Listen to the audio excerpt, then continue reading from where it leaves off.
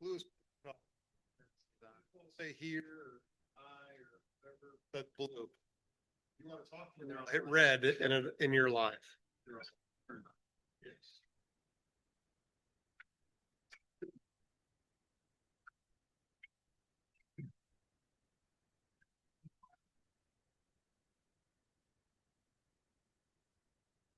Yeah, you do. What instructions you get? I have a house. I just have a big table.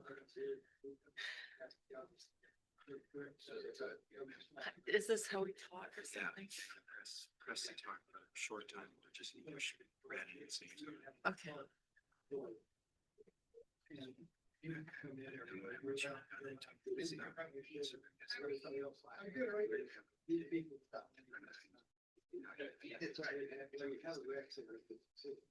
Hey, Mark.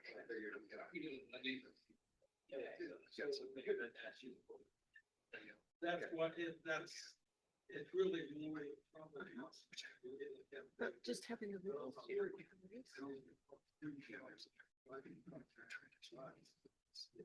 That's it.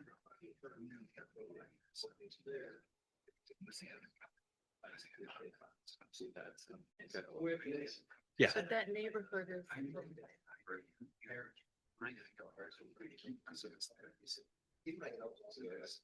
May 8th is the band.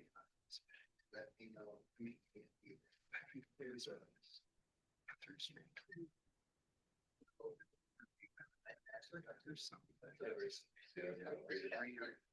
see them.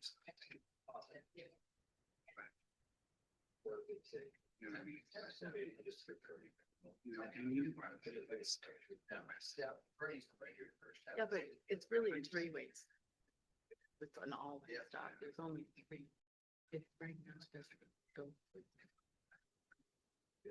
It's kind of. So anyway. Baseball. They've been together for years. Baseball. 5,000. Oh. Yeah.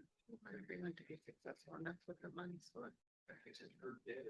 Give them a little bit of a good kickoff. So.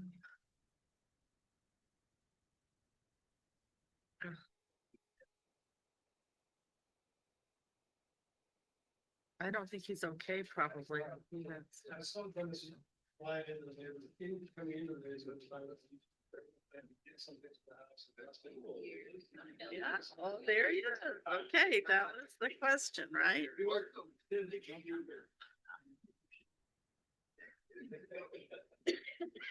Let's see, yeah. Good to be here. And our HOA is doing a lot of legal beagle stuff, so it's, yeah, no. Yeah, it was, if our guys had been as quick as they were, as good as they were, it might not have this. Hey, Sam. Oh, sorry, I didn't. I have a table full, everybody around the table. We have the 6, 7, and 8-year-old and all the parents and everything in my house, so I had to hustle. Yeah, yeah. And that's pretty cool.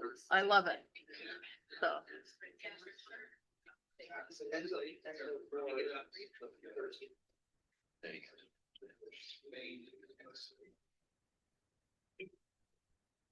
Usually I have like, oh, I wanna, do I have 1 minute? Just wait.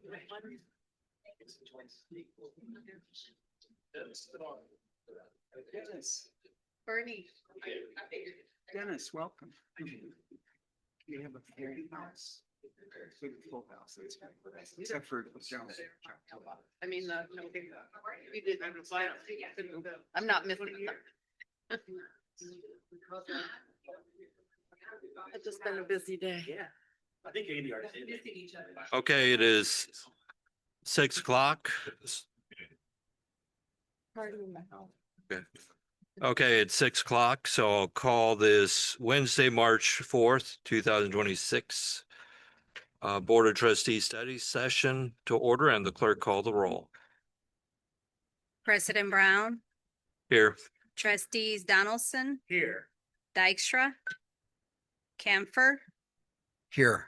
Mangian, Here. Shantweiler, Fabric. Here. Yeah, right.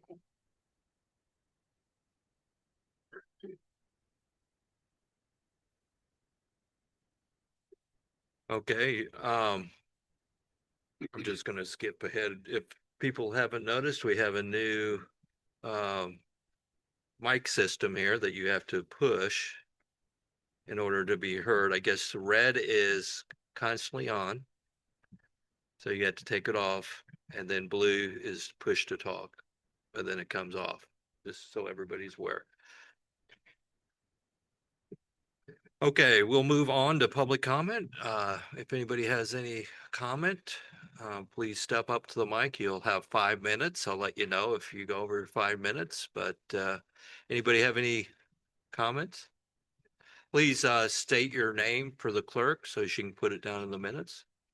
Good evening. My name is Emily Close. I'm a longtime resident of Champaign, and I'm here to ask you to proceed thoughtfully with the dockless bike sharing program.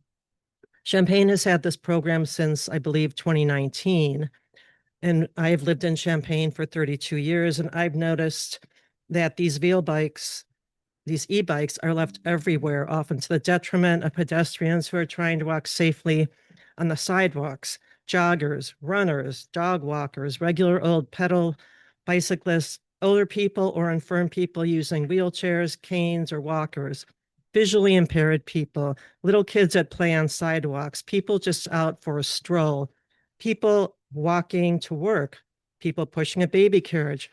All of us deserve to safely use the infrastructure of our towns.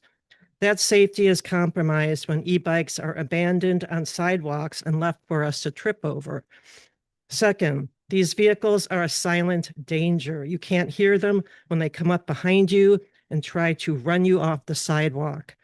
A VO e-bike is a motorized vehicle with a throttle. They're not cute little toys for children to ride.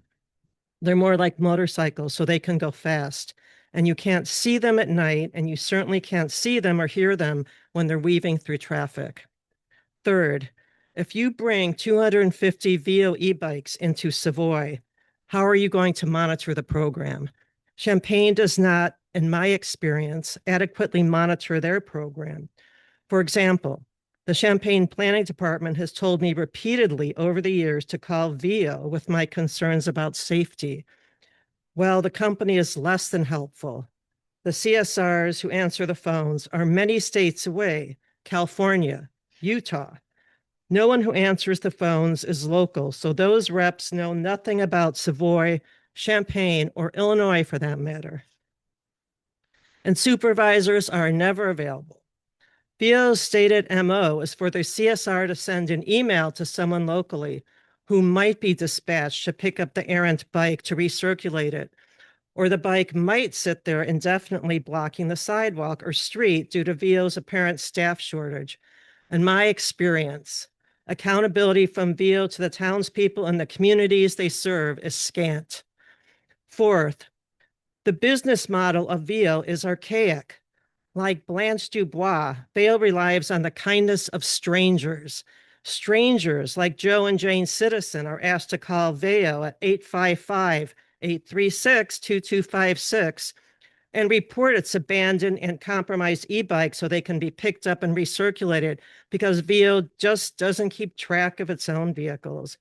Over the years, I've seen VO e-bikes in Champaign and Urbana turned upside down and abandoned in private yards and public parks, strewn across sidewalks, thrown in the boneyard, frozen to the ground in the winter, and I even saw one in a tree.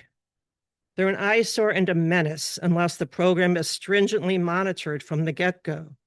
Savoy trustees, I hope before you proceed with the implementation of this program, you consider all viewpoints, including mine. I ask that you require VO to closely monitor the location of its vehicles so they are moved and recirculated quickly. Demand statistics from them on how quickly these vehicles are actually picked up.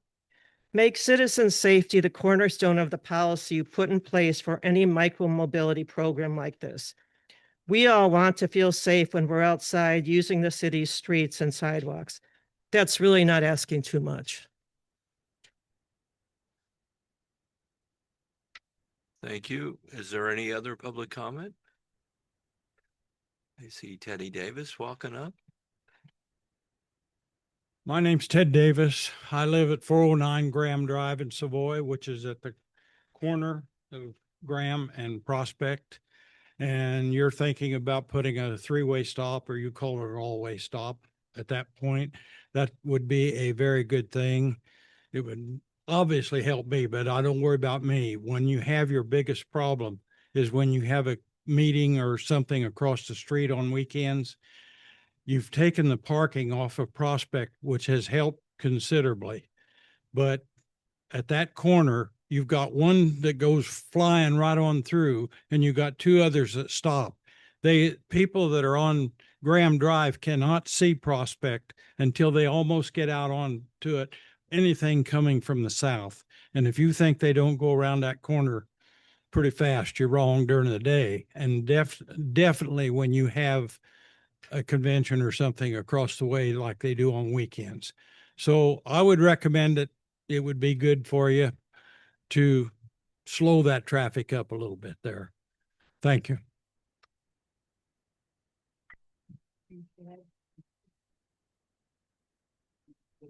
Is there any other public comment?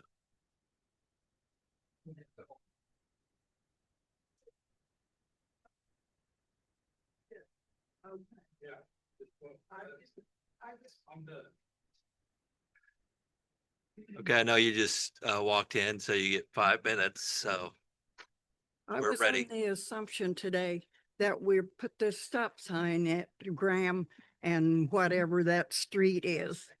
And I think it's needed. And I came here tonight expecting it to be done on that night. And I was not, I am not impressed that on my information. So I think we need the street sign, and that's all I need to know.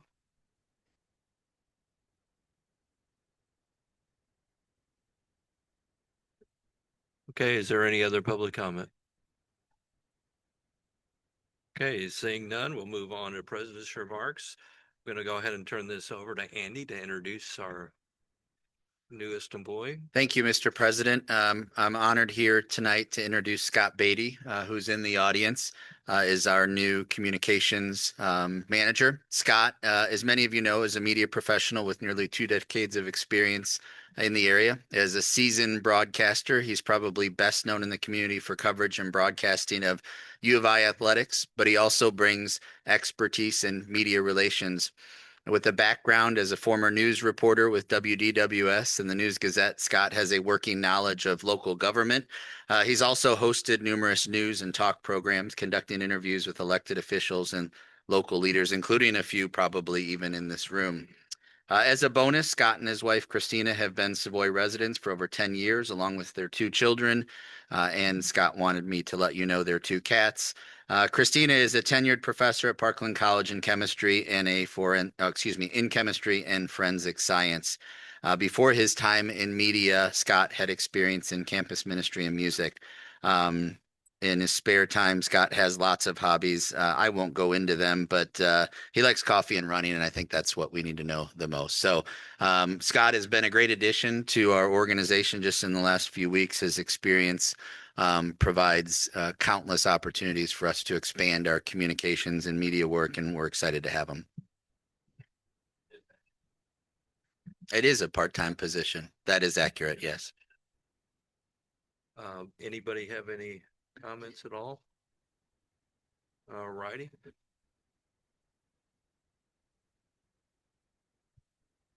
Cannot think of any other announcements. Can you think of any? No, Your Honor. We'll move on to discussion items, staff reports. We'll let the sheriff's office go first. Thank you. Good evening, Seth Herrig with the Sheriff's Office. Nothing major to report to you guys. Obviously, coming up here in the end of April is going to be the Illinois Marathon that does come through Savoy. We've already had early planning stages with that, with Chief Smith with the fire department and Roland White with the public works. So that's in the process, beginning stages with that. So we're looking forward to another successful marathon this year. Any questions for the sheriff's office? Okay. Yep. We'll move on to our monthly financial reports.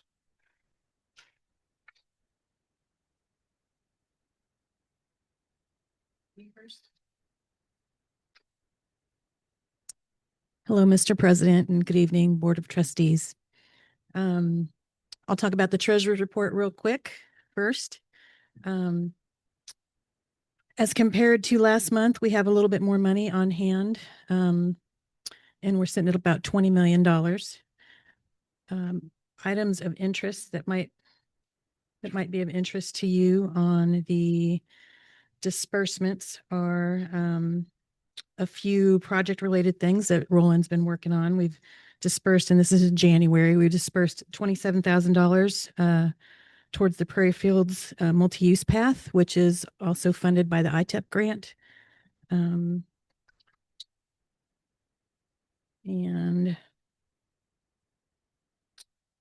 we dispersed about just under $70,000 for the First Street Bridge improvement. And worth noting is that the city of Champaign, I believe it is, reimbursed us for 50% of that. We also dispersed almost 92,000 for the IDOT Route 45 resurface project, which was our cost share of that project. And on the whole, looks like we spent about $449,000. Everything else was just your typical operating expenses. Do you have any questions? Okay, any questions for Jolene? Do what? What do you say? Oh.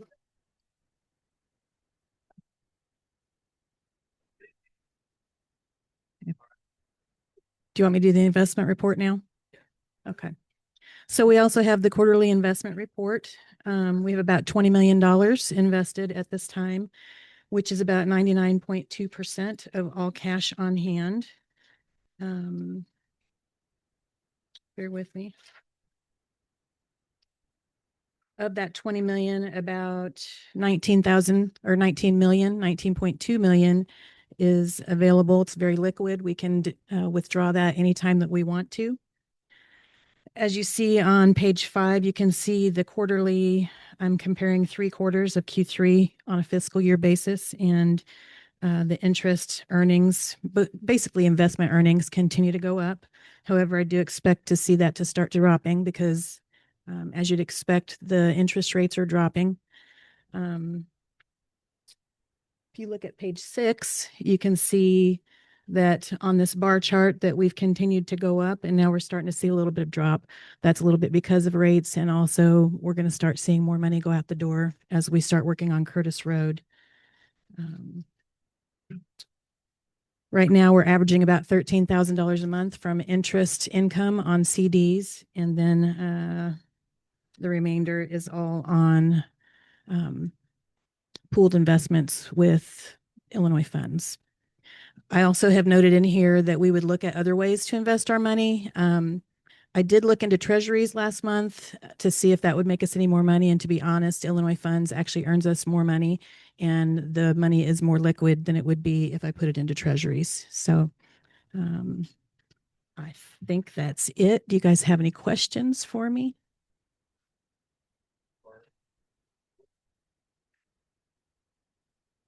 Okay, thank you. Yeah, so we'll put together. Go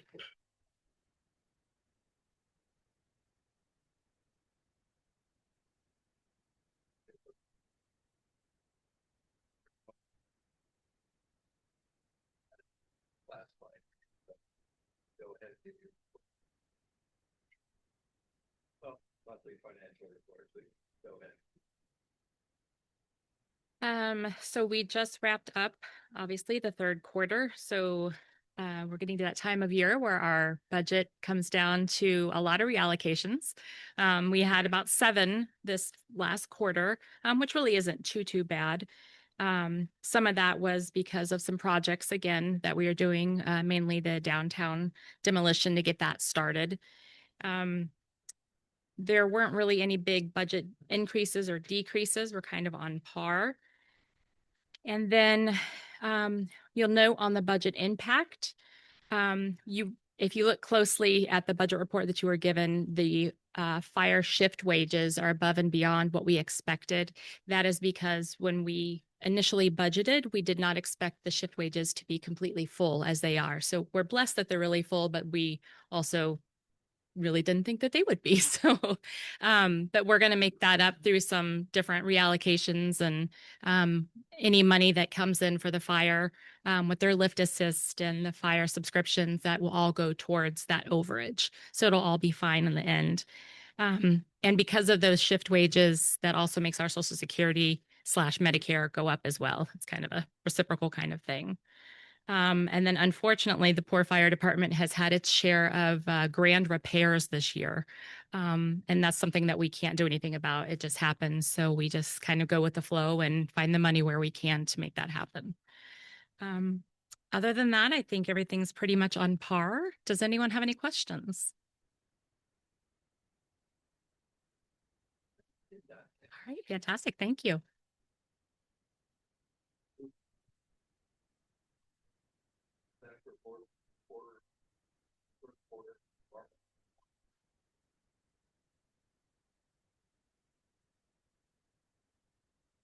Sure. I think you saw in the draft budget, we're looking at purchasing a new street sweeper, and we're very thankful for that if it comes to fruition, because current one was down, I think, over 3 months this year for repairs, and that's one of our most popular needed services.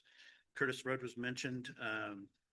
We're making good progress there, and right-of-way acquisition is slated to begin in the very near future. We had to jump several hurdles with IDOT and Federal Highway before that could begin, and we're very close, so that's going to start.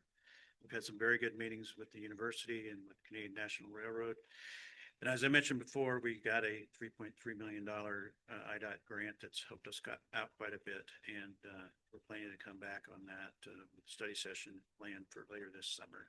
So that concludes my update. Any questions? I'll just relay to you that I've had, and I did relay one conversation where people are concerned about streets being swept. And I've probably had 3 people approach me about that. It's probably the time of year where debris is in the streets and people are concerned about stormwater. So I'm just relaying that. Good to know. Any other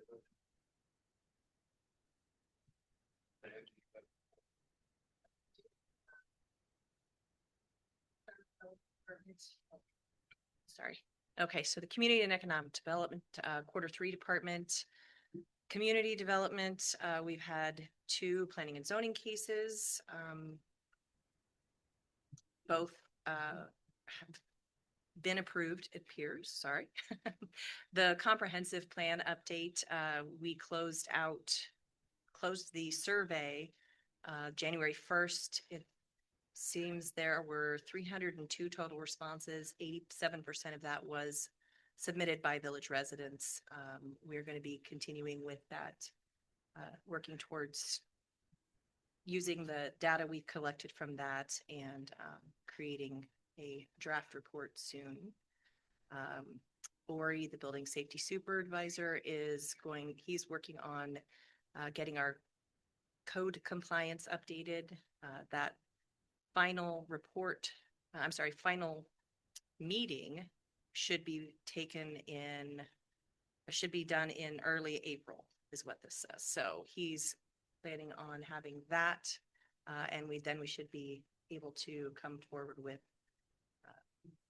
the final report for you to vote on in early April for economic development. In Q3, we approved 2 building and property enhancement grants, the BPEG grants, one for Massage Envy for a new sign, and one for 411 Clarendon Court, which is the building, it's the State Farm agent is there. Some of the other, it's a multi-office building. They're going to be improving the sidewalk as well as some of the brick facade potentially, if they have the funds to cover both of those. So those things are what has happened in quarter three, and that's all I've got. So any questions?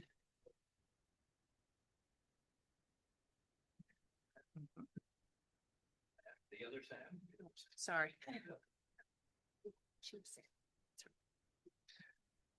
Just a few key highlights. We did have our record calendar year for calls that happened during quarter three. I think some of you saw a social media post on that. Call volume is up and continuing to trend up. The other big change, there was a federal change from NFIRS to NERES. So some of the data looks a little different, the names. There will be some more graphs and other things included in future reports from that new NERES data. So that is all I have.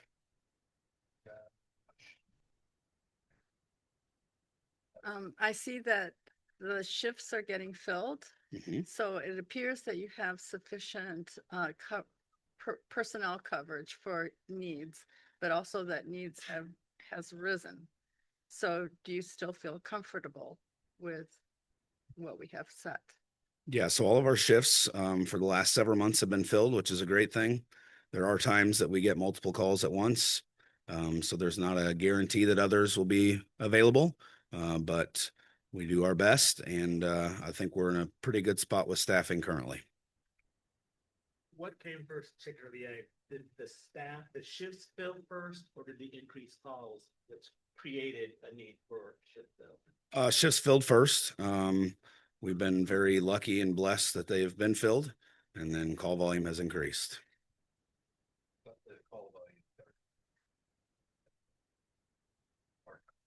Over the long run, yes, but in the short term, shifts have been filled for quite some time. I think that was a so after COVID, they called the fire department.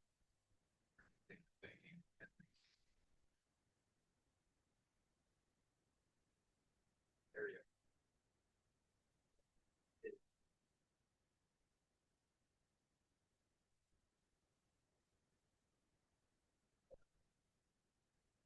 Agreed. Definitely.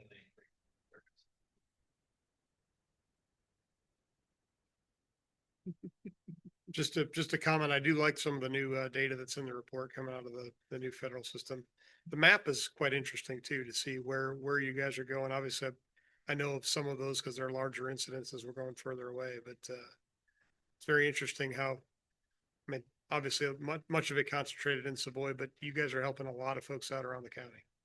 And you'll see increased data as we get more familiar with that software to give you more information. Are the lifts included in medical, no emergency, or both? The lifts, if they are just a lift assist, would be the non-emergency. If we go there for a lift assist and it turns into a medical, then it would be classified under medical. Yep. I will say quite often we're dispatched for things that we are completely different than when we get there. So I think the sheriff's office would probably agree with that's countywide, and nothing wrong with the dispatchers or anything like that. People just don't always give the best information over the phone, and we find a lot of different things.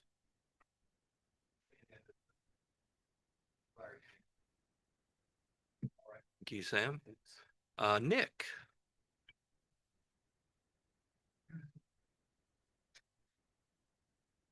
All right. Hi. So this last quarter, we saw, again, tons of usage at the rec center, pretty much record numbers through quarter three, and that continued into February this year. We're in the middle of kind of special event season for us. We went New Year's Eve to mother-son, daddy-daughter dance, mother-son Nerf war. On Friday, we're going to have the St. Patrick's Day Festival. Then in April, we'll have the doggy Easter egg hunt. And so all those things are very well received. Very popular, all those sorts of things. And so then on top of that, you also see events coming to us like the CU Craft Fair, which also saw booming numbers and everything. So So most of the things over there are pretty highly anticipated and attended. And happy to answer any questions. And Nick, I see your staff has got a pretty active social media presence. Some of the stuff's pretty Mhm. cute. It's funny to watch. I didn't see a views or a click count, or maybe that's a Scott thing to put in to see, are we driving traffic? Are folks using it more, right? I mean, Mhm. obviously older folks, maybe like some of us sitting around here, aren't as keen on following the social media, but with kids still around, I can see that you guys are doing some innovative things in that area and getting the word out about the events that are going on. Some of the pictures of the, whether it's line dancing or the moms and sons shooting each other with Nerf is pretty cool to see. So Yeah, no, our social media has become very popular. I don't have the numbers in front of me on how much it's increased or those sorts of things, but I can get those and put those in the next report so that you guys have that. But yeah, it is, and Ireland is doing an amazing job with that. And I keep getting brought back to how my goldfish has died, and people keep talking about that video on social media. So breaks my heart a little bit. I don't know if this is a question. It's more to relay a comment that that facility has ended up being very popular and well used across all age groups. And despite any topic of whether it's an exercise class or racquetball or using the walking track above all area or individual classes or the weight room, it seems always, to my eye, well received and filled. There's no question. We try and use every square inch of that building, and it is well used and well loved. Any other questions? we are done with that report.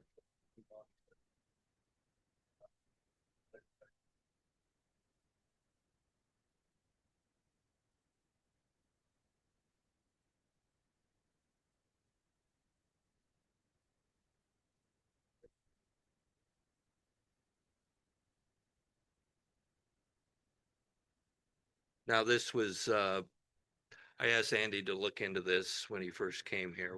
As you can have all seen, we've had these bikes that are left wherever in the village. They've never bothered to get an agreement with the village of Savoy. In fact, when we called, they weren't even aware there was a village of Savoy. Um,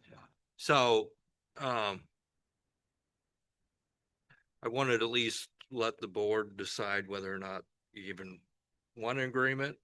I would say that if we decide not to get an agreement with them, that we need to have a procedure in place or pass an ordinance so that we can collect those scooters when they're left abandoned, like we see them so often. So that we can collect fines on those and we have some power to do something about it. So, but I'll turn this over to Andy for now but my intention to let the board decide what you guys want to do. Thank you, Mr. President. As you noted, we've seen dockless bike share in the community for years. And also, as you noted, we had to provide a map lesson to VO Ride specifically because they didn't even recognize Savoy as an individual community. So what's been happening for years is that riders ride in the city of Champaign, the city of Urbana, and the University of Illinois, and they clearly ride to Savoy where they're coming to shop, they're coming home, or they're coming to visit friends. And so what we recognize is that we needed a format to regulate these bikes. Currently, we have no avenue to ensure that if bikes are being used improperly, if they're being parked illegally, we really have no way to regulate that, but also no way to recoup the costs of the village doing the work to address that problem. And so this addition to village code ultimately provides a regulatory format for us to follow. It's virtually identical as what the city of Champaign and Urbana have, as well as the U of I. It allows us to ensure that we address the issues that I think have been presented to you this evening. We receive data related to ridership, and then we are able to recoup the costs associated with the work that we may have to do to address issues that are faced in the future. And The reality here is that many of these bikes are used for entertainment, but also many of them are used for transportation. And we know that people are using them to go to work from either Savoy to Champaign Urbana or from Champaign and Urbana to Savoy. And so there's value in them. We need to be able to regulate them and ensure that they're used safely and address problems. And this addition to village code ultimately does that. Okay, I'm gonna, Heather, I see your hand Oh. up first. Well, thank you. I have some questions, and we did hear some comments on concerns of someone who has had experience with them. I do know that we have a lot of pedestrians in Savoy, all times of day and night. They use the walking paths. And I do have the concern that the scooters or the bikes are so silent and they can go very quickly. But people are on them whether we have an agreement with these bikes or not. They are part of how everything is shifting. I think knowing that, I will say the bikes from campus, those bigger bikes are very heavy. You can hardly move them. I've tried to move some off the path when people have left them there. So addressing getting them picked up and response time and those things might be something we need to look at. And if there's some recourse, if they don't get picked up in a certain amount of time. And also then I think looking at where they can be ridden on something that a pedestrian might be on and where we could ask people to dismount or ride in the street instead. Some rules, I think, and whether we can legally make those rules are things we should consider. I just wanted to add something while I'm thinking about it. Scooters of that nature are not allowed in the village, in the corporate limits of the village, unless the village passes the ordinance to allow, number one. VO Ride should have the ability to put a geofence on their scooters. Okay. Not so they won't operate within the village if we choose to go that route. Okay. They haven't chosen to do that up to this point, No, but because we were I in discussions had with to them. move So, bicycles. They're heavy. but anyway, I'll let Larry. Okay, bear with me.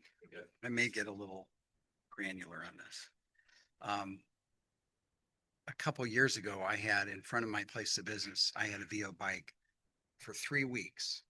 The village couldn't get it moved. It was sitting out there. I woke up, it was a really foggy day today. We all woke up to this foggy day and I was going down Curtis Road at 45. That's because I was going the speed limit. And all of a sudden out of the fog is this bike in the middle of the bike path. And that could be very, very dangerous. It was just sitting there and I have a picture of it. I circled back in order to get a picture of it. So that's kind of where I'm looking at this through, I don't know if you call it rose colored glasses, but I've kind of gone through some of this. This is a great framework. I think I do like the idea of having the bikes in the village. But there's a few things and bear with me. So on E, data sharing and accountability. Let's see. I'm sorry. Hold on a second. Where was I? It would be nice to know, we talked about Champaign and Urbana have these agreements, so it's similar to their agreements. I would assume that we could get their track record on the reports and solving reports of bikes that are abandoned. Like, how long does it take? Is it 10 hours, 30 hours? In fact, what is it really? What is the actual track record? Because like I say, I saw this 3 weeks. And now if you go on Curtis, well, let me ask, is there a VO representative here tonight? There is not There- to my there's not. knowledge, unless Nick's moonlighting, I'd say no. And why not? I mean, I'm sorry, but okay, so is that gonna be on Curtis Road for 3 weeks in the bike path? Let's see. Then just going down the list here, there's equity access considerations. I mean, we're talking about reduced cost memberships. I'd want to know kind of what that means. And you know, who's that available to? So on 2, where it says potential board of trustees actions, some of the additional information would be some of the data from Champaign. What are some of the fine amounts? You know, I think later it says there's $100 maximum. And then in some of the details of that, let's see. It says that they have to replenish the deposit. There's $1,000 deposit. That could be, I don't know if that could be a year before they replenish it. It's not clear. I would say we'd have to put in like, it would have to be replenished in 20 days or something like that.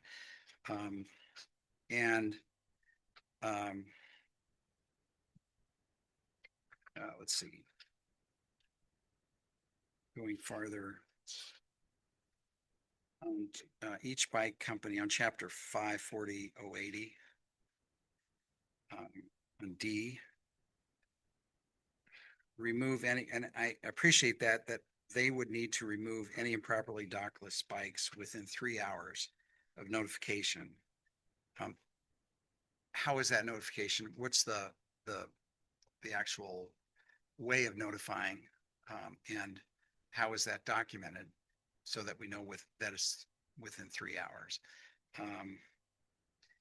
But I like that in there. I think that would help us. Maybe, you know, they are very technologically savvy. Maybe within the app, there could be something that I mean, they could be notified, and assuming they have an employee, that they could remove it within 3 hours. Let's see. And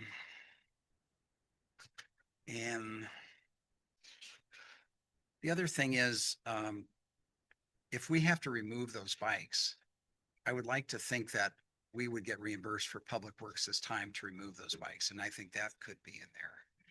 I believe that is. Is it? I believe that is in Okay. there, and then that's how we would then take their deposit, and then they would have to replenish that deposit. Okay. So the deposit is intended to allow us to recoup costs associated with those types of things that you just mentioned. Okay.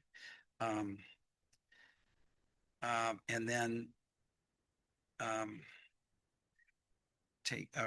prior to the on B, page 9, prior to the imposition of any fine on a bike company suspending a bike company's license for a specific period or revoking the license, the village shall provide written notice of violation. That gets a little cumbersome for us for that written notification. If you're talking fine, that's different than suspending a license. So I don't know if we can fine them without going through the long process of written notification. I think the answer there is yes. Okay. Yeah. And that's what other than that, we're great. But Other than that, Lincoln, how was the play, right? Yeah. Right. But everything in my mind, in summary, it's like, I'd like to see some statistics, define the process a little bit better.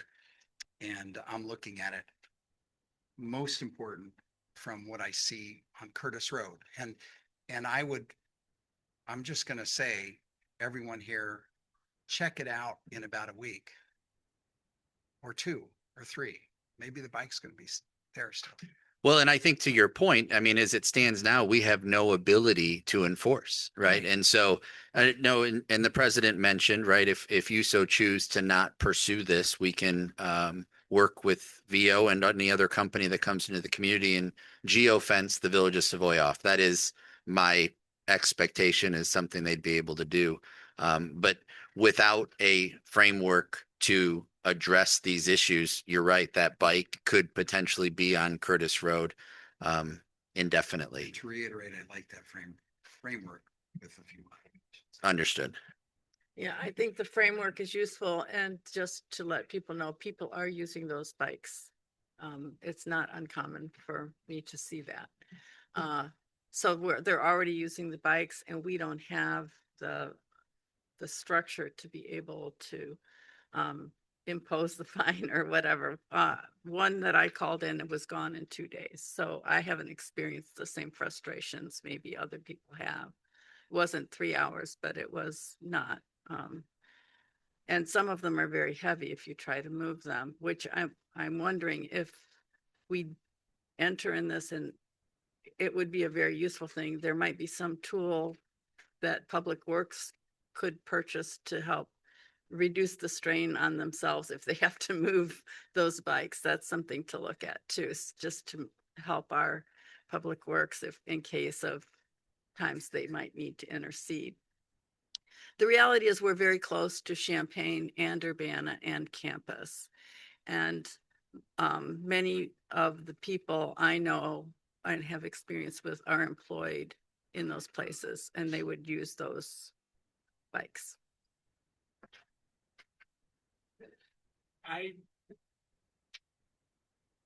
Couple thoughts. Piggybacking on what Trustee Mangan just said, it is my understanding, based on what you did say, is that we don't have to have an agreement for any random person to call the number on the bike to have it removed. That's part one.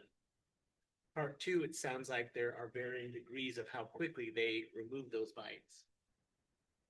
Part three, I know that the village, at least staff, way back when this began, would periodically have a cluster of those bikes back in Public Works. And at some point, the company would come find out they've got a cluster of bikes. Where are they? We'd like to retrieve them. So they have a way of tracking them. I'm not sure if the battery runs down, if they can't track them, but I know there's a way of tracking them. My only concern would be if we have an agreement, how enforceable is it, and how does the company react to that enforcement per se in writing and say, you know, Hogwash, obviously Urbana and Champaign and campus have these agreements already, and there are issues. So I would say I'm sure that just having an agreement isn't going to fix some of the bad, you know, players that we have around the village of Savoy and Champaign-Urbana campus areas. So those are my only thoughts. There are a lot of them, but those have been my thoughts since basically day one, knowing that the village didn't have an agreement and the other communities did, and also that they are struggling with those enforcement pieces of those agreements.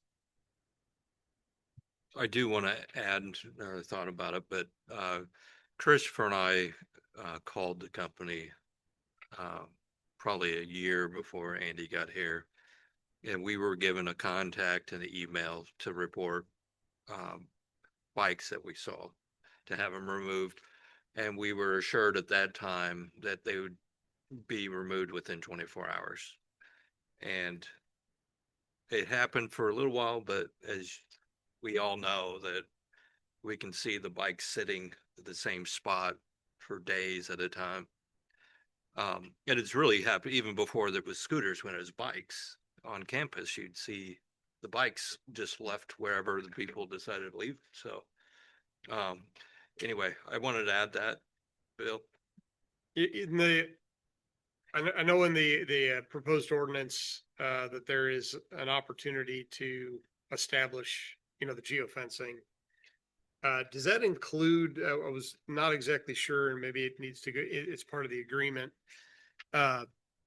where they can park? So I know certain of these, you know, I've used these services all over the country. And there have been some places you go, like when you go to step off your scooter, if you're not in a geofenced area that says you can leave it here, as the rider, you get charged like 15, 20 bucks. Are they doing that? Would they be willing to do that in Savoy that says these are our parking areas? And if you don't leave it, park it in a parking area, it's an opportunity for the company to get revenue from the rider, because we're then going to go out and pick it up and we're going to charge them $100, right? So they're going to want to know that there's enough. I want to make sure that that framework for geofencing approved parking locations, so that they're not sitting, an approved parking location this is not going to be an approved parking location. This will be geofenced for operation. It's kind of funny. I actually just opened the VO app, and their geofence of where they're allowed includes all of Savoy. Kind of gets really weird around the golf course.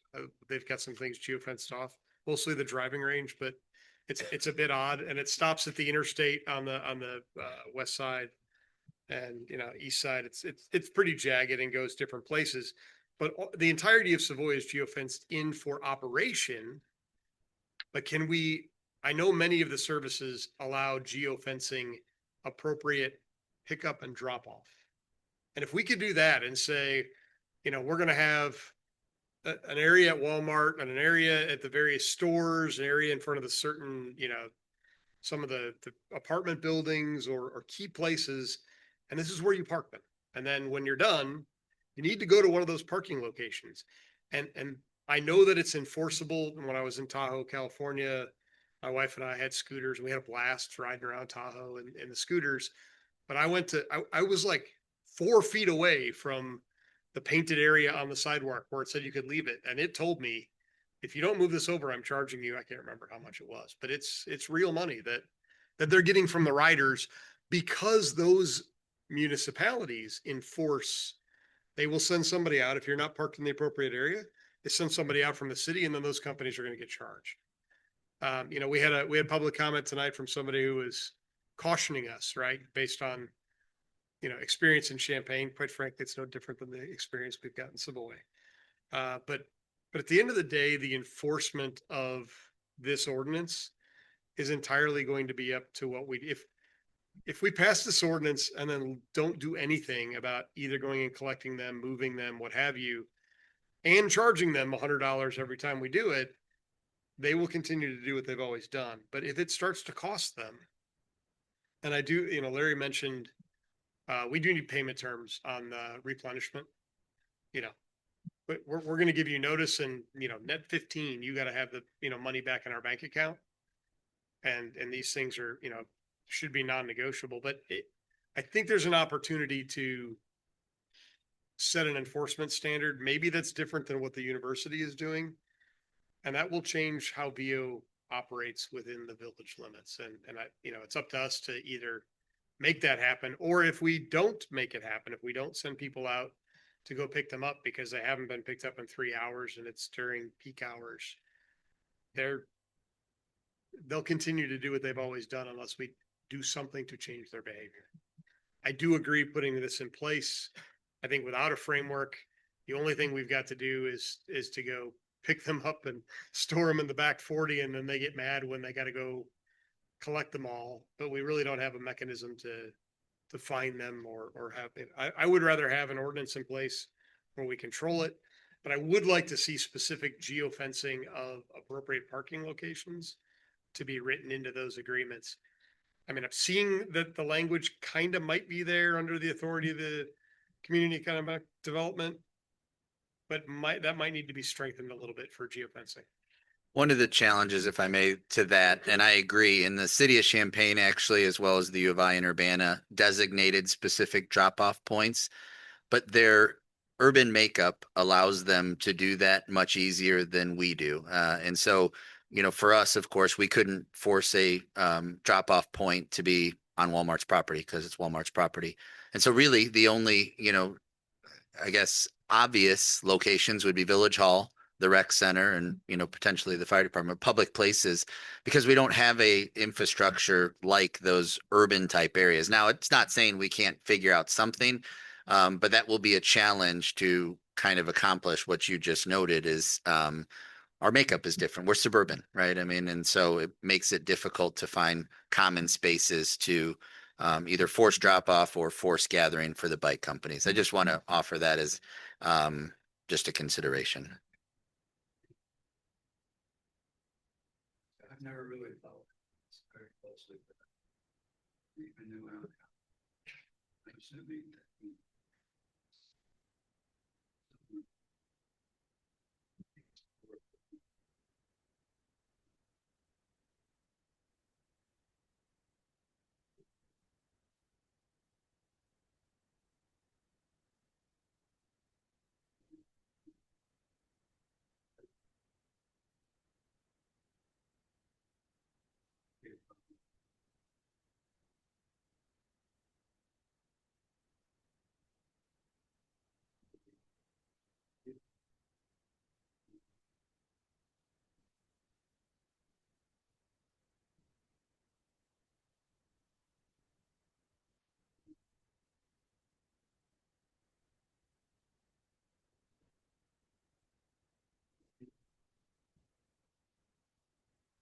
They know where it ends up.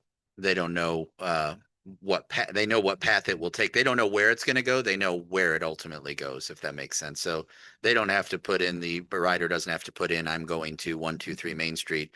They just go to 123 Main Street, and the bike company can track that route and know where the bike ultimately ends up. But and so to your point, yes, the bike share company knows the person that rented the bike, or at least their payment information. As it relates to the ability to find that individual, I guess I would yield the counsel on this one. My guess is they're not going to give us the information. It's the bike companies aren't going to provide that, and then the logistics of the village finding would probably be very challenging. Yeah, Yeah, we can clarify those fines for sure. yeah, we'd be better off to put any fine on the company itself and let them worry about collecting that back from their rider. That would be our best bet. We don't want to end up having a bunch of people that decide they're never going to pay us. And at least with the company, we have a little hook. So anyway. yeah, they are a tech company. I mean, I'm almost thinking primarily a tech company because that's what enabled this whole industry to go. So I think they can geofence. I'm sure not very difficult. They can geofence probably on a pretty particular, like if there's a widening of the sidewalk or a corner, it wouldn't have to be where they park. And that could be worked out. Wouldn't have to be in just those 4 locations, but definitely not on someone's lawn or, not in the street, or a bike path, and, that, and then they also, I'm sure they can also, they also know where that bike is, so that it wouldn't be, the onus wouldn't be on one of us, somebody calling them up, because that is that is ridiculous to have people have to call the company and complain. You know what I mean? It's, they should have statistics, and I mean, they should have reporting on where their bikes are, and then they, it'd be nice to see, if they've violated anything. So anyway, I just think as a tech company, they can do a lot of this stuff. And if they were licensed, I mean, again, I'd like to see a company be able to work in Savoy, but I think if we need to license them, and I agree with that. Just as I pulled up my VO app and looked to see what they didn't know my name. They know my cell phone number and they know my credit card. And that's really all they cared about, right? They asked me what the name field and any other identifiable information in my account is blank, because I only gave them the minimum to turn on the bike to drive. And that was a cell phone number and a credit card. So getting back to individual personally identifiable information, first of all, I'm not sure the village wants to get anywhere near that. That's all kinds of problems, but it may not even be available. also mention, I know in the infancy stages, the companies didn't have actual representatives. They contracted someone to pick up the bikes, which is why some of the timing varies with respect to how quickly they do pick them up.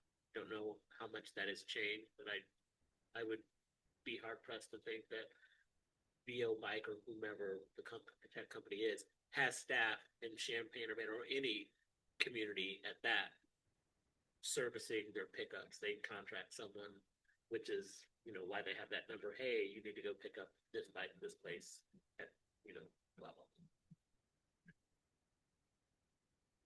Any other questions for now? Judging from the questions, I'm guessing the board is not ready for a final edition. So without some changes for. Could we invite a representative to come and answer questions the next time? Don't know why not. Do that. That might give us the information that we would like. So if it's okay with the board, we'll table this for now and make some adjustments based on comments. And when we feel like it's ready to come back from the board, we'll set it for a study session again. Everybody happy with that? I do want to ask, what's the board's feeling on? Like you said, the village has never authorized or passed ordinance to allow these to operate. Are we good at keeping the status quo, or do we want to contact the representatives and tell them not to be operating within the village limits until we have an agreement? I prefer to allow them to operate for the status quo, and I think we should act with haste to get this agreement in place. Because there's a number of our residents that use this service. They pick up a lot of the bikes in the winter time, so they're not using them. They're about to all come out of storage. If Larry's got a picture of one this morning. I mean, I haven't seen many of them out yet since, the thaw has happened, but we're going to start seeing them. I just think it behooves us to get some updates made to this and try and get it, in place maybe by April rather than locking them out. It's too valuable for the residents. I wanted to check, make sure everybody's happy with that. I agree with Bill. Okay. And I happened to see one. I can't remember where I saw it today, but it wasn't on Curtis Road. So no. All right. So we'll go ahead and, pull this from next week's agenda and make some modifications to it based on the input. And when, staff is ready to present it again, we'll bring it back in front of the board. All right. Okay, we'll move on to study session item 2026-12, a resolution approving an agreement with the Illinois Central Railroad for preliminary engineering review services. And I'm sure this will be turned over to Roland. Yes, thank you. Canadian National Railroad requires local agencies to pay for third-party review of plans submitted. This is something they do up and down the line. I mean, they have dozens, if not hundreds of projects across their system. And, their view is we wouldn't have this cost if you weren't doing your project. So they request the agency reimburse them for this cost, and it's generally a flat fee of about $25,000. And if we want timely review from them as we move forward and keep the project on track, we need to, our recommendation would be to go ahead and approve this agreement. And so I'll take any questions you might have on that. Roland, are they doing this in-house or are they using another A&E firm? Well, they started off telling us they could review it in-house, and the reviews were pretty slow, and over the first year, it probably cost us a couple, 2 or 3 months. And they've, we told them that, hey, we're down to last year here. We need to get your reviews. And they said, well, if you want that, then we need to go to this more traditional route to get you timely reviews. Yeah, for my fellow trustees, I've worked with the railroads starting back in the 90s on projects. They're notoriously slow. I do know, talking with Roland, that when we got this project started, they were the cause of some of the delays that we've had in trying to keep things going. And anything we can do to move the railroad along a little faster, even though it means spending a little money, I do think is well worth our investment. It will pay for itself in time reduction. I agree. We're at the point where time is of the essence and we need to move in a timely fashion. Even a little bit spent now is going to be a huge savings when the grant monies are still there. There's a certain period of time of funding, and we need to do everything to propel the timeline. With respect to the agreement, does it guarantee speed or does it guarantee a little faster? If that. The railroad You can read between won't give those kind of guarantees, but I've talked to our colleagues in Springfield that have, you know, done probably half a dozen of projects of this size. And they said, this is the only way to go, really, is if you want to get them to do it in a timely fashion. Question? Okay, it's okay with board members to include this on the consent agenda? Yes. Include this item on the consent agenda, exactly. We'll move on to study session item 2026-13, resolution authorizing the installation of a all-way stop at the intersection of South Prospect Avenue and Graham Drive. Roland? I'm gonna take a minute or so here and bring up something on the screen. It's very similar to what you have in your packet. Just thought it would be useful to have it.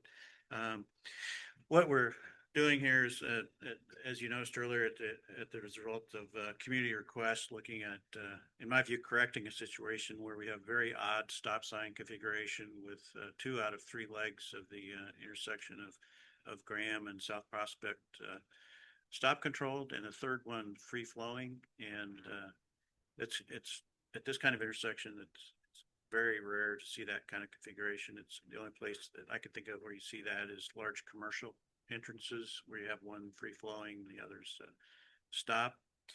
As usual, we look at the MUTCD warrants for stop signs, and the initial warrants, traffic volume, safety issues, aka crash records, and interim measure when you're going to put traffic signal in. Those don't really fit here, but they have what's called these warrant E other factors, and some people refer to those as the common sense warrants.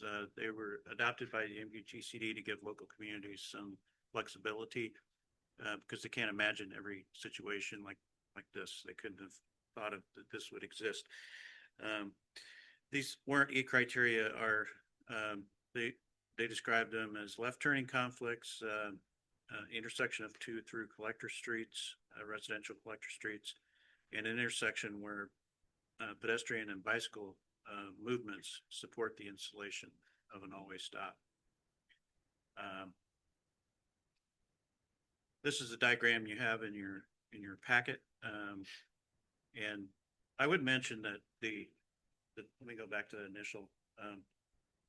We don't have at this point an official adopted map, street classification map. It says these are collectors, these are minor collectors, these are arterials.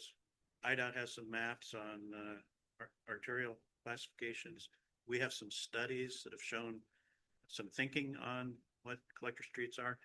One of the criteria that you use when you look at a collector street is, does it connect to an arterial street? And another is, does it, do you have through traffic from one arterial street to another?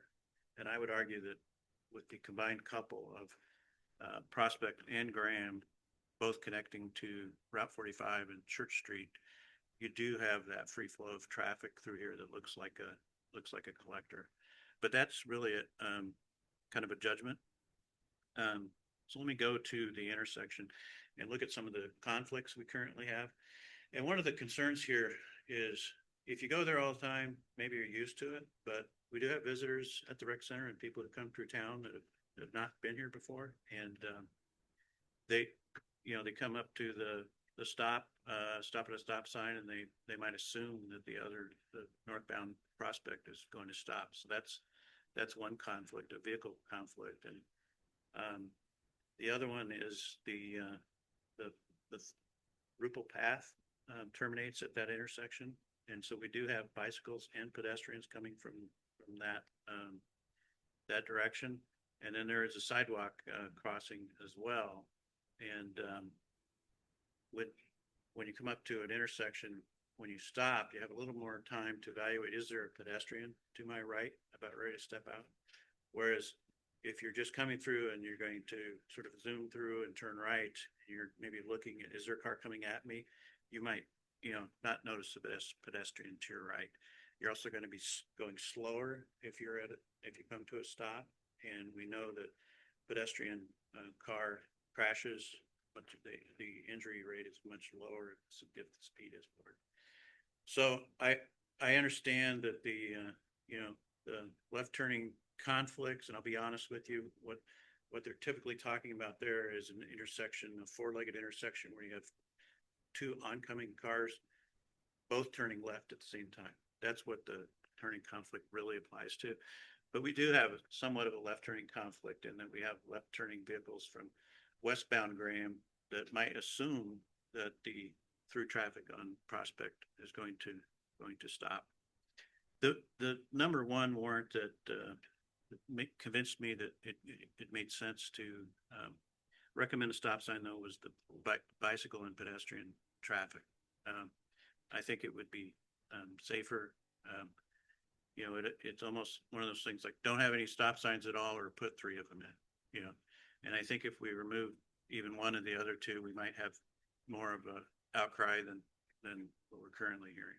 So our recommendation is to go ahead and put the stop sign in, and we feel that it meets the warrant, particularly the bike and ped movement support the installation of an all-way stop. So I'll stop there, and I know there's some different thoughts on this, and entertain any questions.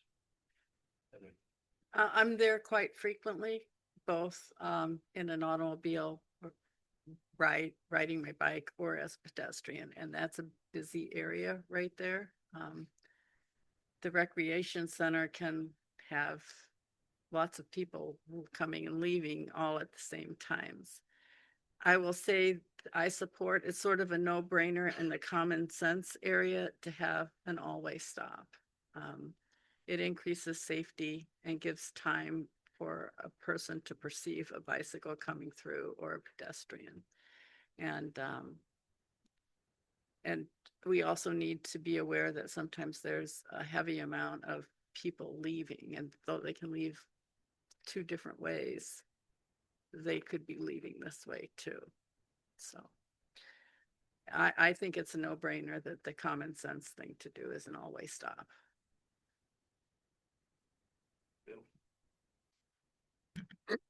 This is, I know I've spoken many times on stop policy, right before I joined this board, like a couple months before I joined this board, the village board decided to put in a number of stop signs that met no warrants at all. Roland was not the engineer. The engineer at the time didn't bring warrants forward to the board for consideration. I will say that I'm conflicted on this one. Roland is absolutely correct that there is nobody in their right mind would set this situation up from the beginning this way. When it was established, when the very first stop sign was put in, all of them should have been put in. So Roland is 100% correct there. Roland's also correct in how he laid out the, Section E warrants. I did have an email exchange with him and challenged some of those. The government in this case, when they put the manual together, created this section purposefully vague so that there aren't numbers, there's very squishy language, and it bothers me as an engineer that there's very squishy language.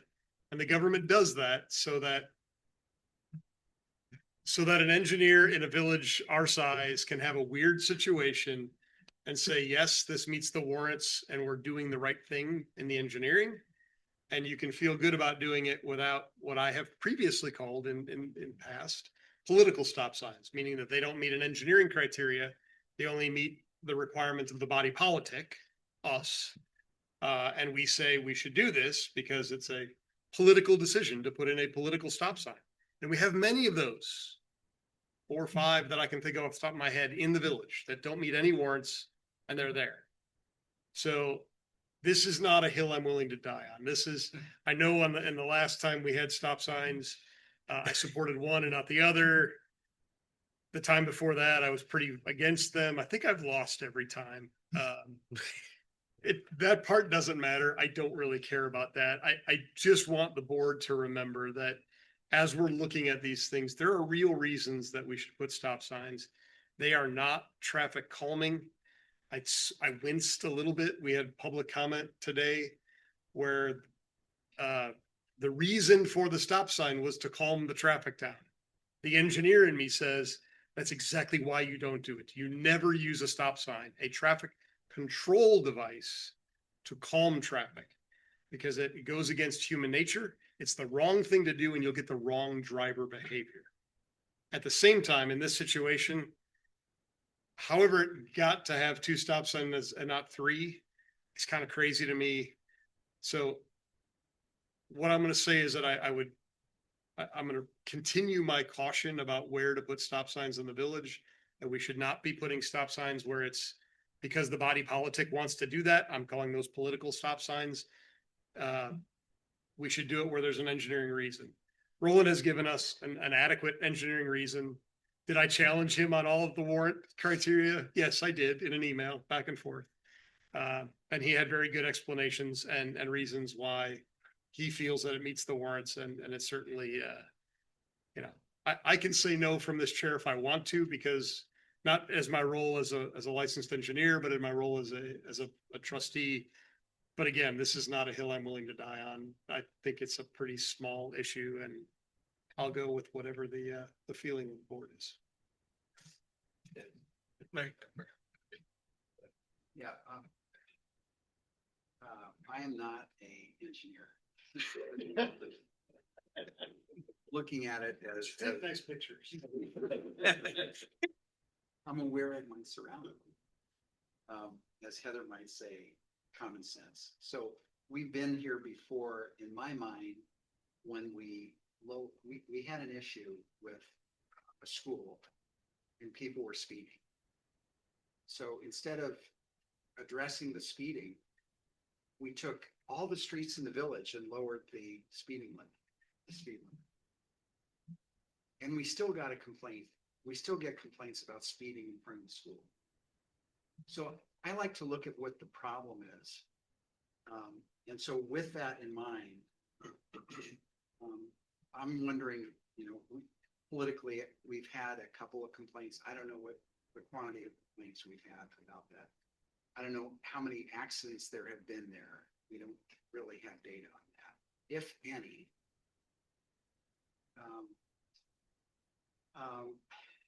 I look at it that you have a very short section when you pull out of the parking lot. You're not going 40 if you go south. I'm sorry, if you go south out of the parking lot. I don't know what the traffic count is, but I know a lot of people come out of there. I don't know how many people actually take Graham Drive. And I mean, if I were going to the rec center and I took Graham Drive, I'd be turning in before Prospect. But, I know not everyone does that. So I would guess a lot of the traffic, Graham goes south on Prospect. How much traffic goes north on Prospect? I don't know. I don't know, if people come to the rec center from Curtis, if we have a large flow of people and they kind of come in up Prospect. So I'm looking at that. I'm thinking, if you're on Graham Drive, and some of the issue is the people on Graham Drive, and the word was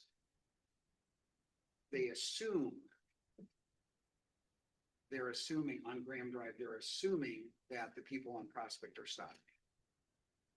And I think what the problem is not that we need stop signs everywhere whenever there's a problem.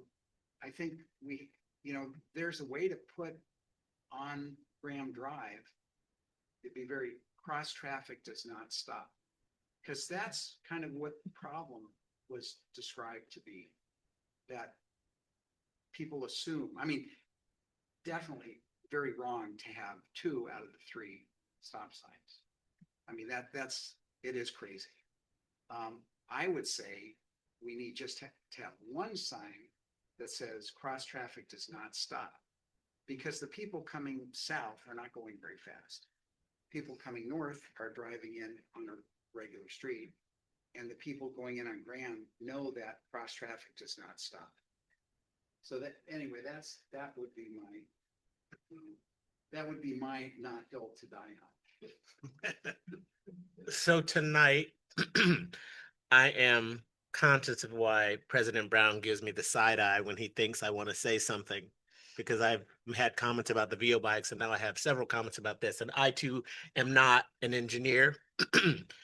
What I hear Trustee Camphor saying is, with cross traffic doesn't stop, are you considering an idea that to remove the stop sign for southbound traffic out of Rec Center? Yes. Okay. And putting one on the bike path that says stop.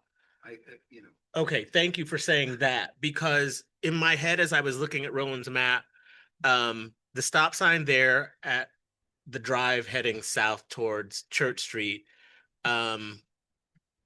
makes sense to be there as it is now. I don't understand why there wasn't a stop sign on northbound Prospect. However, I do know at some point the village had ideas of connecting Prospect at Curtis Road to Prospect at Graham. So that's my first point. Second point, I do agree with the stop sign. Since bikes are supposed to, and the functioning we're being supposed to follow vehicle car traffic, they should need to stop just where you suggested putting a stop sign on the Rupel path. So that's, now I'm going to be a wise guy. Because I live in Prairie Fields, I often take Church Street to Prospect to get to the rec center. It's an easier path for me. Even if I'm coming from Graham Drive West towards the rec center, I will often pass the entrance because I don't have patience. I will be honest, I don't have patience to come into the parking lot and then figure out that I can't find a space close to Graham. I'm going to end up parking in the west end of the parking lot anyway, so it makes sense for me to go to that entrance around to get to the parking lot from the west rather than from the east. I honestly won't be here next week to vote on this, but I am with, the smart people in the room to make that right decision with respect to where stop signs or signs need to be. So I am comfortable with that. Sure. I respect the other engineer in the room, Trustee Vavrick, of course, but certainly we've got great staff on board to assess the situation. I would be interested to know if I know there have been accidents at that intersection since I've been involved with the Village of Savoy. How many? I don't know. Fender bender, I'm not sure. And it typically happens when we have an event at the rec center because there's a lot of traffic with folks not really knowing, the lay of the land. But that's all I have to say.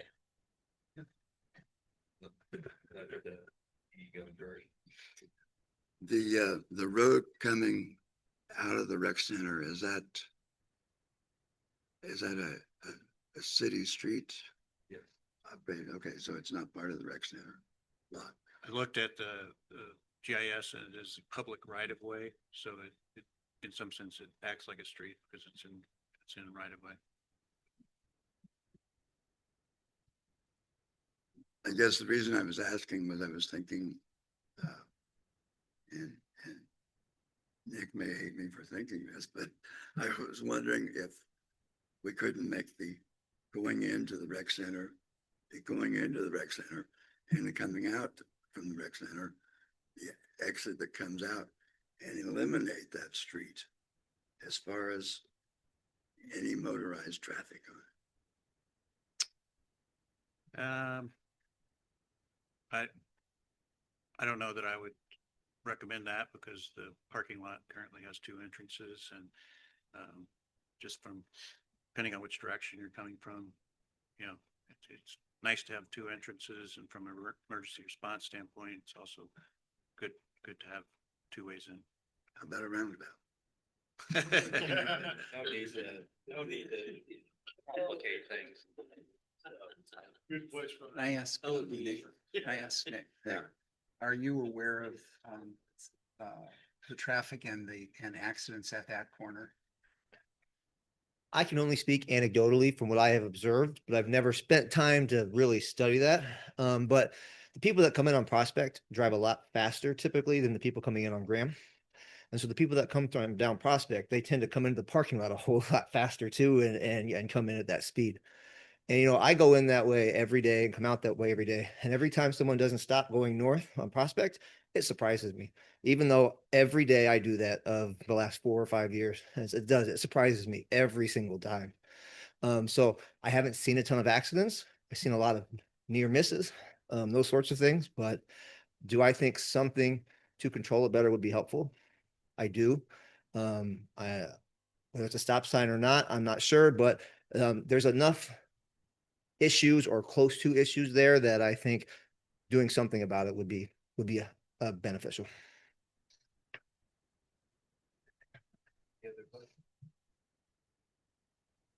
Well, I don't know that we have unanimous on this one, so. Does the board want me to include this on as a consent agenda or keep it as separate? Consent. I don't know that we would get any farther if it was, but I would like to think that we could look at the possibility of putting cross traffic does not stop on that. I don't know where that would fit in, whether we would not have. Part is you can't say cross traffic doesn't stop because one leg of the cross traffic does stop. Well, he's. Oh, no, get rid of the sign. Oh, get rid of the stop sign? Think we did that wrong. Yeah. Having won't stop. Be honest with you. A three-way. I was gonna say, I think we should put it in the consent agenda because we can either, by that time, have a little more knowledge in our own mind and an opinion as to what the public thinks, and you can either vote it up or no. We can, and you can always, I guess, pull it out, date up, but I mean, what do you want? Larry, you're the one that seems to be. Well, although you are kind of iffy on yeah, it. no, I still like that idea of the cross traffic, but I'll go with the consent agenda. I'm fine with it. Okay, so we'll include it as a consent agenda. Move on to our final study session item. Study session item 2026-14, resolution approving a small business advertising incentive agreement with Kyle's Corner. I think let's probably turn it over. Yes, to Sam. that's to me. Thank you. As you likely know, Kyle's Corner has taken over the space that had been formerly Industrial Donuts. He has created a restaurant that will be opening this week, officially. And he has requested an agreement with us for some advertising incentives. We've looked at what he's requested. Our only change was the timeline. He was requesting 6 months before he would get reimbursed. We requested it, we changed that to being a year. He's requesting $5,000, and from staff perspective, this is the type of incentive that we want to be able to help a new business come in and start up. It's reimbursement only, receipts before reimbursement. We want to make sure that Savoy is seen as a pro-business community. So I believe this does that. And in order to collect, you have to remain open for at least a year. Correct. I think this is great. I think there are a lot of cautions in there about when to collect and this and that. But I think the biggest part of this, in my mind, is Savoy is pro-business, and we like to help our small businesses and we encourage small businesses. So it solves a lot of issues. And so I think it's great. And I think from the perspective of myself and staff, we want to be open to this type of request so that we can look at, what are the needs of our businesses? And I believe this helps address that.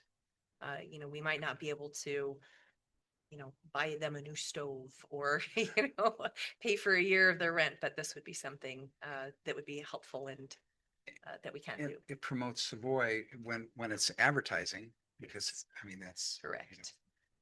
Yeah. And if you haven't seen, Kyle is very good at promoting. So. Yes. Promotes Savoy. Correct. Closets. Yeah. Yes. Any other questions? It would make sense, and I'm guessing I did not, I saw the parameters. Mhm.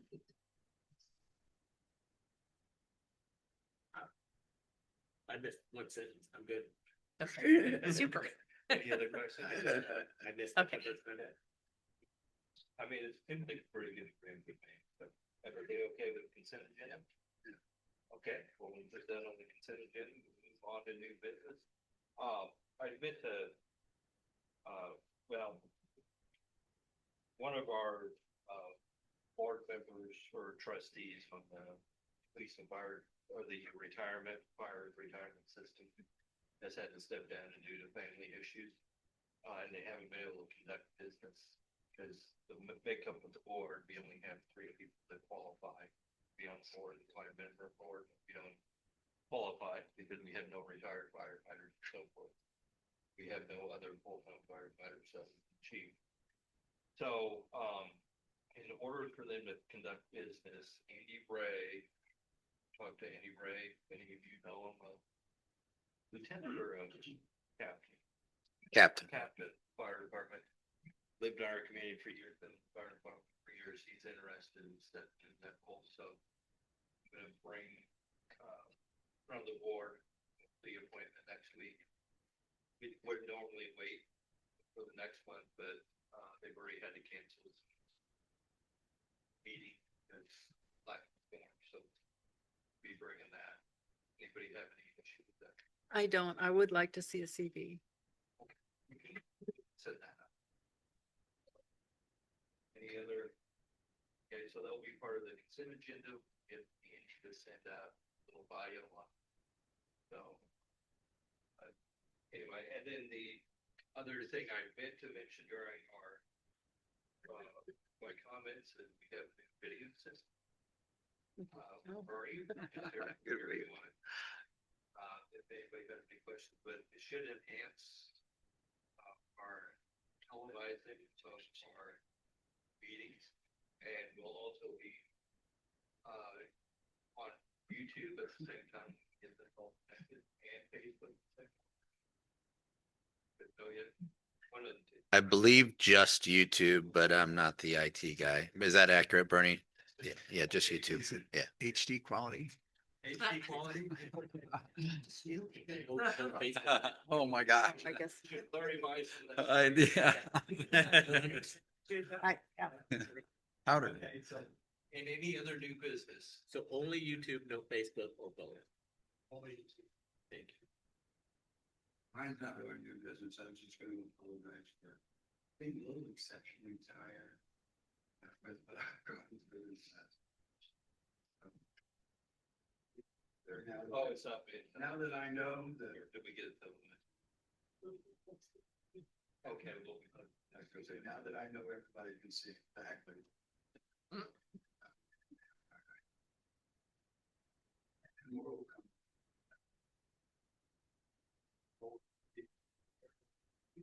Yes. Amen. Just a, some goal that we could put on the list of things to do, and I hesitate to do this given we're gonna, write a check to the railroad, but I'm gonna start creating crossings to get Old Church and but it's a different office. You're kind of seeing it, people who either do plans, but, they're getting rough, and I'm watching people, especially at church. if I was you're gonna say- green light and you're going fast, and you want to get across the tracks, and you do, and then when you hit that crossing, yeah, it's sticking. So, I don't know what the criteria. We might not wait on the Curtis because we're gonna rip it out. Yeah, Curtis, Focus on church, yeah. Church and I noticed airport the other day, actually, I was leaving the airport up the street, and I'm like, ooh, that's like, airport's actually first. I think it's got less traffic, but churches, Yeah. church could use some attention. And since that won't be part of the actual construction. Right. And we'll start construction. Right. Getting them out to redo the grade cross would be. And I think they're folks locally do some of that work, so. Yeah. I can that's check, great. I Yeah, can, you can ask we them can that. check. Thank you. That's it. I didn't realize we were gonna be televised or posting this later on. I wonder, Wendy's been telling me to use the mic, and since it wasn't gonna be posted, I haven't worried about it too much, but any other new business? Okay, seeing no other new business, we are done with our item, so I'll declare us adjourned. Oh. We're adjourned. Yeah. Sorry, I missed the trustee remarks. Adjourned is adjourned. Are there any questions? Yeah, But yeah, Oh. I can't go adjourn when you said it. So. It's not possible to adjourn. Special meeting. Yeah, I need to do that. You'd have Yeah. to notice, Yeah, I maybe to call it back to order, this would be an illegal meeting, so no, we can't call it back to order.